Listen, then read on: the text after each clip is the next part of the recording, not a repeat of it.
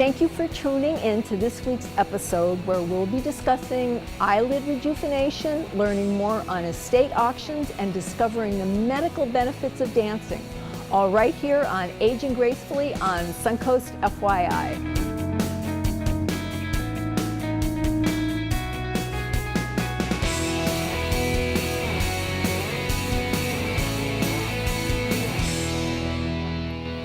Dr. Sessa joins us this week to discuss eyelid rejuvenation. And welcome back. Thank you. Nice to see you again. Nice to be back. Yeah. This week we're going to talk about eyelid rejuvenation, and that entails eye lifts. Yeah. And skin removal comes along with that, right? You don't just put the eyelids up with. Right. Sometimes it does. Yeah. Sometimes it does. Sometimes it doesn't. You know, one of my favorite eyelid rejuvenation procedures is just removing a little bit of fat from underneath the eyes. Mm-hmm.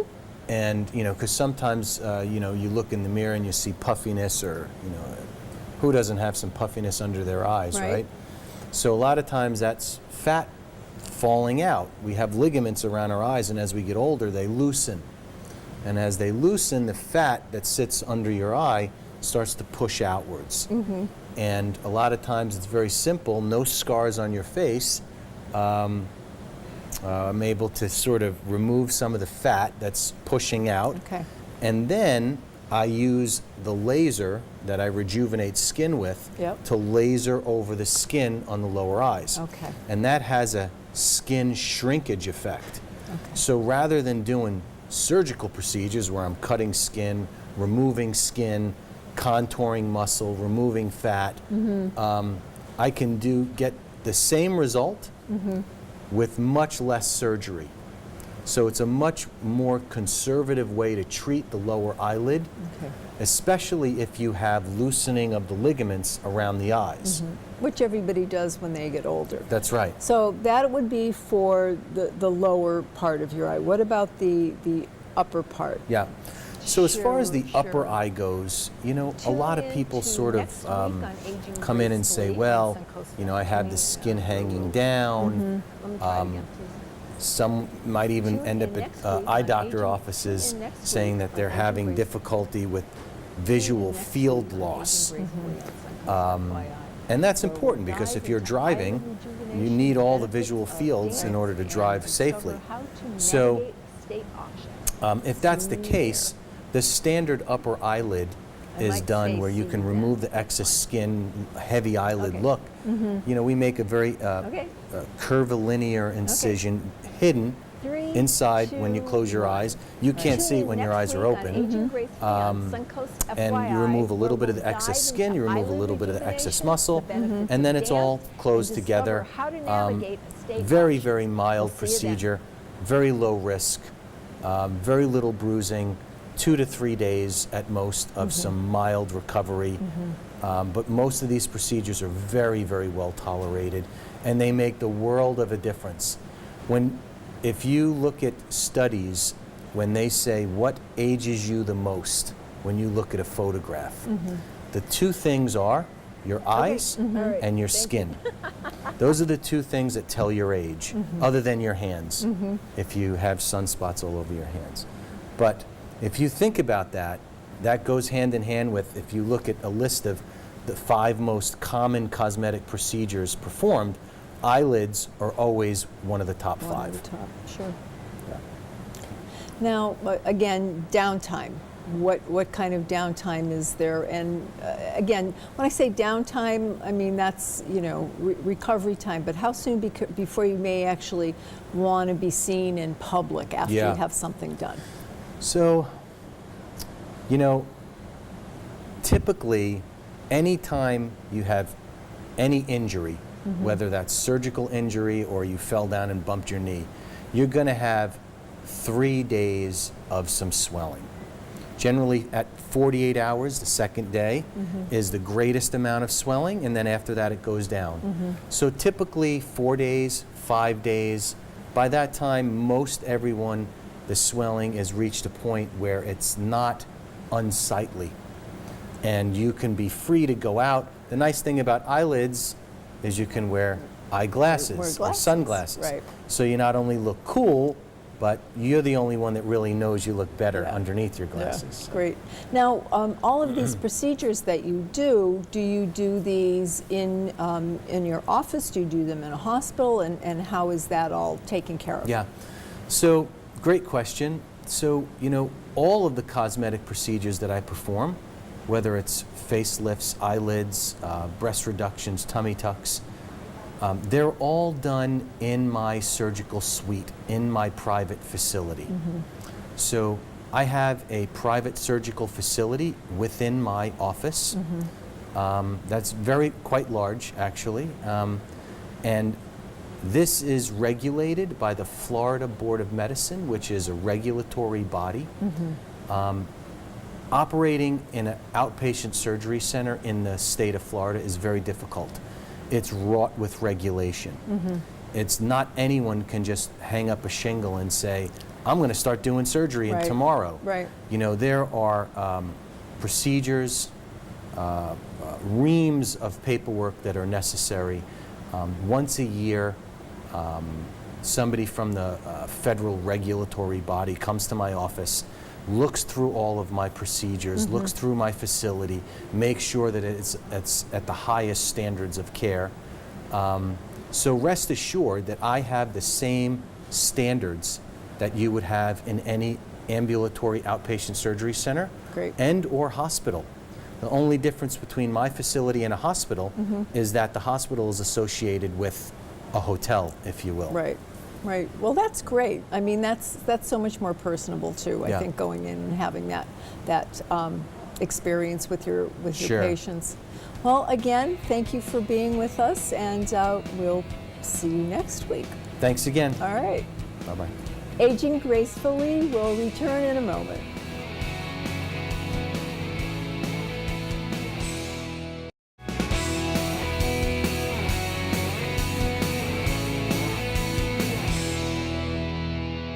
Andrew Ford, owner of Sarasota Estate Auction, is here today to share information on valuable household items and steps regarding the auction process.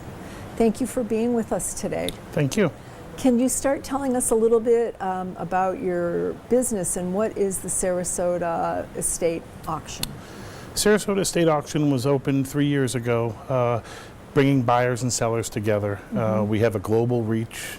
Typically, our sales are to 40 and 50 countries per auction. Our auctions generally run every 4 to 6 weeks. Okay.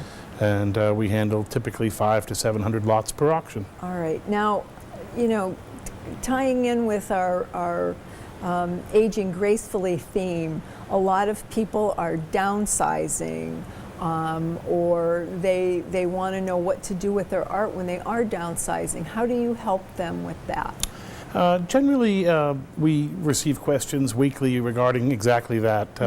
People at this point are downsizing. They may need to go somewhere with their artwork as opposed to shipping it out of state, maybe to family or friends. Right. They come to us directly, and we give them valuations on their objects and give them some idea how they may perform at auction. Okay, and you have free estimates? And sure, I'm a licensed appraiser, but we do free verbal appraisals, and that generally is the beginning of the process. People bring in their objects, we take a look at them, we give them ideas of comparable values and how we think they may work. Some auctions have certain themes, and our auction coming up in January, for instance, is a very heavy Asian themed auction, which is typical. Okay.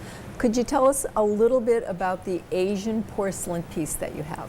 A few of these pieces are from the Saga Hoi An Horde collection, which was the largest shipwrecked Vietnamese salvage pieces ever found. There are over 250,000 pieces were located in 1993 by a Vietnamese fisherman who found that they were finding the Asian pieces in their nets.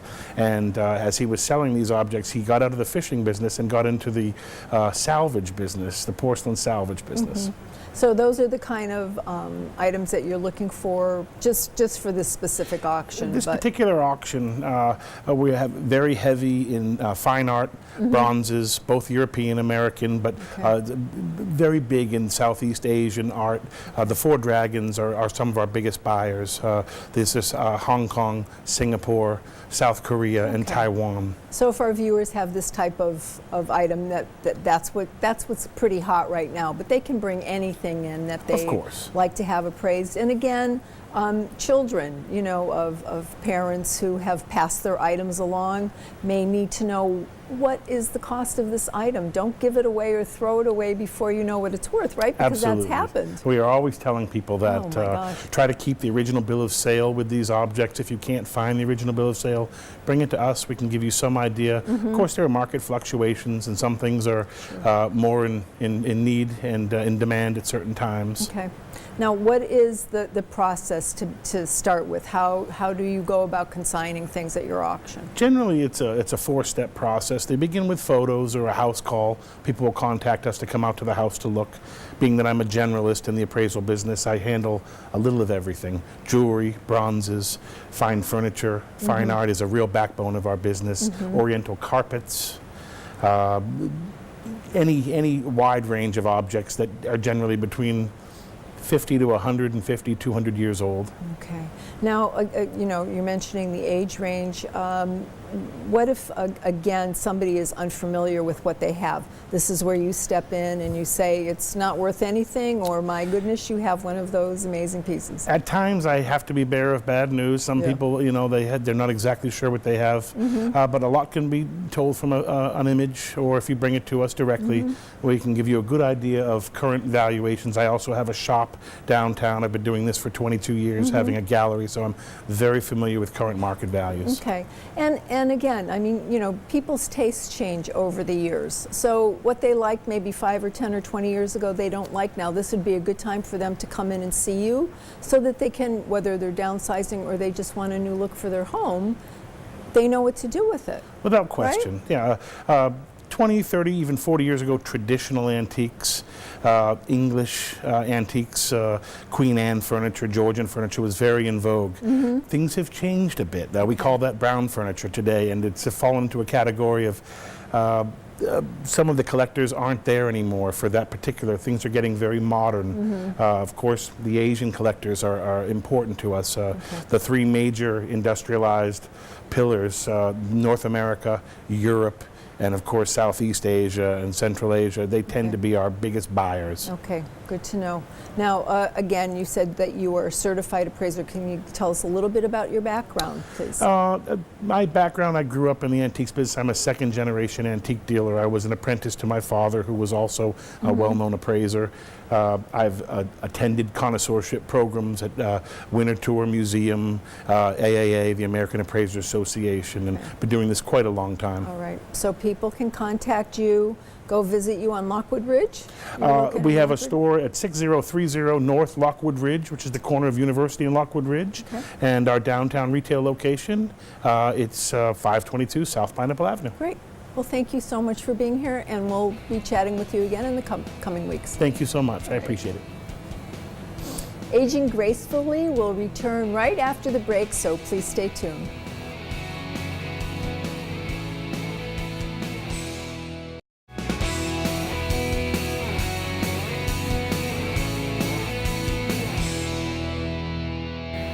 Tiana Ramirez returns this week from the Fred Astaire Dance Studio with a special guest to share more on the medical benefits of dancing. Hi, ladies. Hello. Welcome back. Thank you for having me back. And welcome to our special guest. Could you tell us who this is? So this is Karen Smith. She's actually one of our students at the Fred Astaire Dance Studio.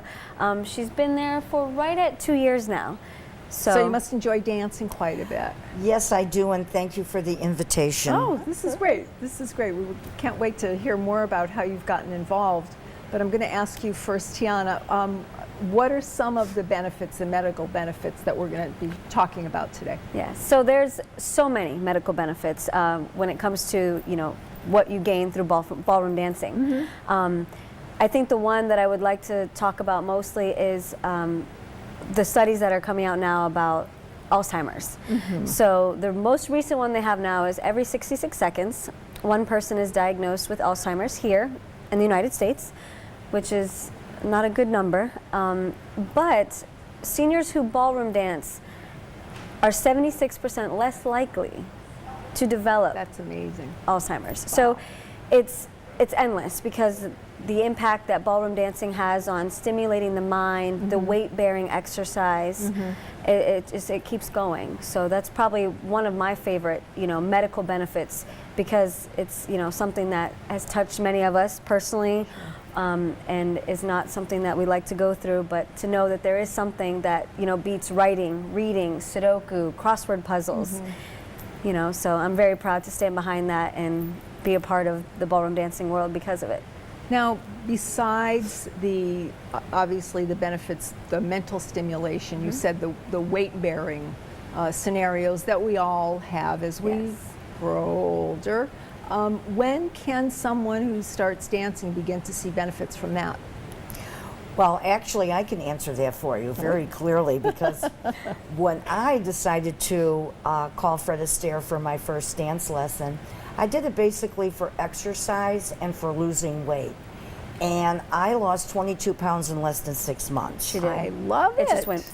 It just completely went off. But it was not just losing the weight, but it was very interesting for me, because once I danced, let's say I danced for a dance lesson with my instructor. And how long does that last? My sessions are 45 minutes. And sometimes I dance 2 sessions a day. So when I'm done dancing, and I perspire after dancing, because you're doing smooth rhythm or whatever you choose, I couldn't eat afterwards, because my body was so stimulated that the only thing I could do was drink water to bring back the hydration into my system. And I wouldn't eat for 2 or 3 hours afterwards, and very little.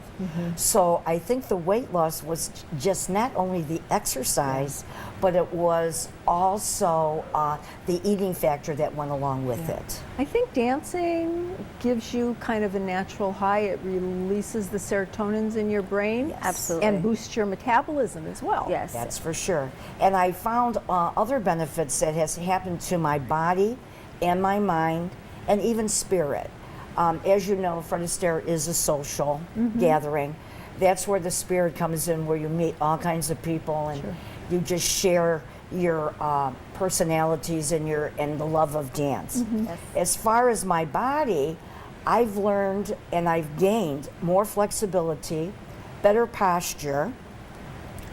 I have found that my balance is absolutely phenomenal, because dancing is balance. And a lot of people don't realize that. Now, what type of dance do you do? Actually, my preference is rhythm, but I can do smooth. Now, smooth consists of, and I'll just name a few, waltz, foxtrot, those two. I'm just going to name it 2. But on the rhythm side, I prefer Western swing, Eastern swing, cha-cha. She likes the fast stuff. I like the fast stuff. I like it. Well, that's good. So you do a little bit of both. And I would imagine that you probably graduated into that. You probably start with the slower things when you're getting more flexible and kind of moving your muscles around that you haven't used for a while? Well, we actually start with a little bit of everything. Right. We just Okay. introduce you to it all, and then kind of give you the opportunity to say, okay, I like that more, let's focus more on that. Because if we were to just stick with one style, then we're actually disservicing you, that if you were to go out and dance somewhere, I don't dance that dance, I have to sit it out, you know? Right, salsa is very popular here, the Latin dances here. I mean, if you go out to a normal dance studio, that's what they're actually dancing. Okay. But I really enjoyed it. I mean, it was a great experience, and you can just keep going as to what you choose. Yep. Well, I have a slightly personal question. I hope you don't mind my asking. No. But do you go alone? Do you have a partner that you go with, or who do you dance with, Karen, when you go? Okay, are we talking about to the studio? Yeah, to the Okay, studio. if I'm going to the because- studio, I'm a widow. I've been a widow for 4 years. Okay. So I have no significant other, if that's what So you're asking. yes, so I so you go to don't the have a- studio, okay. and there's many people at the studio that I dance with. There's other single males. There's males who have partners, but we all interchange, and we're just like one happy family. So everybody intermingles with everyone. So everyone would feel comfortable there. Everybody feels by very yourself comfortable. or as a couple. Or as a couple. Okay. Absolutely. Anything that you would like to close with today? Maybe a website or a little bit of more information that our viewers would like to know? Absolutely.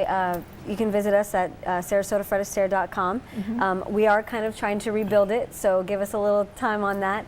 But again, we're located right on Bee Ridge and Swift and Tuttle, and would love to have anybody start coming in and feeling some of these health benefits, Okay. because the list goes on. And you The list can goes go on. in and just observe if you want to get an Absolutely. idea without making a commitment. Oh yeah, it doesn't have Okay. to be a commitment at all. Well, great. Thank you so much again Thank for being you. here. Karen, it was nice meeting And you. I I'll hope see to you in see the you- studio. See you at the studio. Okay. That's all for this week's episode of Aging Gracefully. Tune in next week for more advice on how to age gracefully.